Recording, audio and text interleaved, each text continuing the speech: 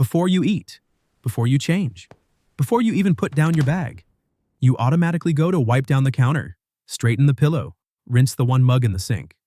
You just got home from the longest day of your life, and your body literally refused to rest until the space was reset. Nobody taught you to do that. Nobody asked you to. You just can't rest until it is done. But you've probably also spent years being called a neat freak, or just a little too much by the people around you. You've watched others drop their coat on the floor with no care at all, and you've never quite understood how their brain even allows that. Well, what actually explains this goes deeper than anyone has ever told you. You're not a neat freak, and you're not performing cleanliness for anyone. Your brain is actually wired in a fundamentally different way. And once you understand what's happening beneath the surface, you'll never see yourself the same way again. Let's start with what your brain is doing that most people simply cannot. When your environment is disordered, your brain interprets it as unfinished business. Every item out of place registers as an open loop, a task incomplete, a demand on your attention that has not been resolved. Neuroscientists have a name for it: the Zeigarnik Effect. Every unfinished task stays open in your brain, pulling at your attention until it's resolved. For most people, that's a mild hum in the background. For you, it's a full volume alarm. That pile of mail on the counter is not just a pile of mail. It is your nervous system telling you over and over that something is unresolved. The dishes in the sink are not just dishes. They are 6 separate open loops sitting there, making it genuinely impossible for your brain to shift into rest mode. You are not being dramatic. Your neurology is just more honest than everyone else's. And here's where it gets fascinating. Researchers have found that people who keep their space clean tend to score significantly higher in something called cognitive closure. Your brain craves resolution. It is deeply uncomfortable with loose ends. And that same drive that makes you incapable of leaving a dirty stovetop is the same drive that makes you thorough, reliable, and extraordinarily good at finishing what you start. The trait is not isolated. It runs through everything you do. But there's another layer to this that most people never talk about. For you, cleaning is not a chore. It never really was. It's more like emotional regulation. Think about the last time something felt completely out of your control. A difficult conversation, a problem at work, an anxiety you could not locate the source of. What did you do? If you are honest, you probably cleaned something. Not because the bathroom needed it. Because you needed it. Psychologists have a name for this. It is called behavioral activation through the environment. When internal chaos is too abstract to resolve directly, the brain seeks out something concrete and manageable to restore a felt sense of control. And a messy room, the one thing within your reach that you can actually fix, becomes the proxy for everything you cannot. You are not avoiding your problems when you clean. You are doing something far more sophisticated. You are teaching your nervous system that order is possible, that you have agency, that things can be made right. That is not avoidance. That is emotional intelligence in physical form.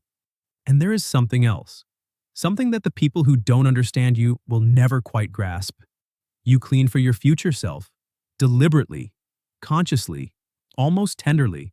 You run the dishwasher at night so that the version of you who wakes up groggy and slow tomorrow morning can have a coffee in a clean kitchen. You reset the living room before bed, not because you care what it looks like at midnight, but because you care what it feels like at 7 in the morning. You deep clean the entire house before a vacation, not because guests are coming, but because you already know what it will feel like to come home tired from traveling and walk through the front door into peace instead of chaos.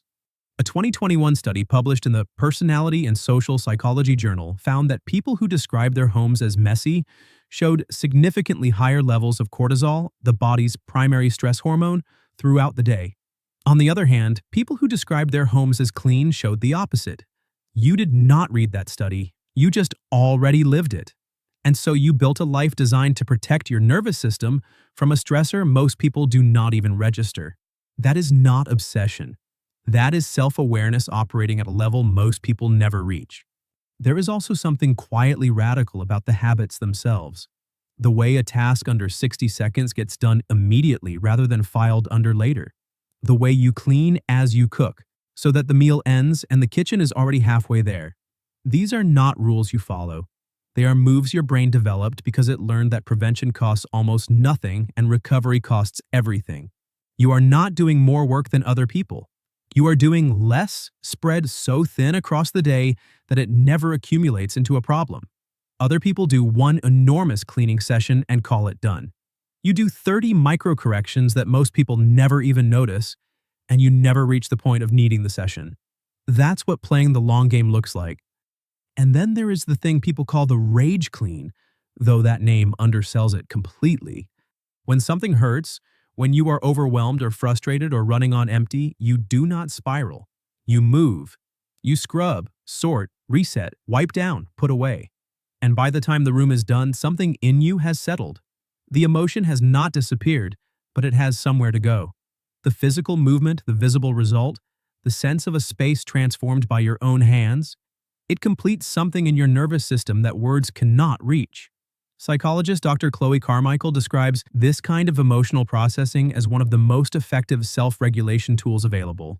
You have been using it your whole life without knowing that is what it was called. And that is just one piece of a much larger picture of who you actually are. You are someone whose brain never fully clocks out, someone who has developed entirely on their own a set of micro habits that neuroscientists and behavioral psychologists spend entire careers trying to teach other people. Someone who keeps their house clean, not out of obligation, not for appearances, not to impress anyone who may or may not walk through the door, but because you figured out, long before anyone told you, that the space you live in is a direct extension of your inner world, and you take your inner world seriously. This is not a quirk. This is not rigidity. This is not being too much. This is one of the most sophisticated things a person can be. So the next time someone watches you wipe down a counter that doesn't look dirty yet and asks why you bother, you don't need to explain yourself. You already know something they don't. The counter was never really the point. It never was.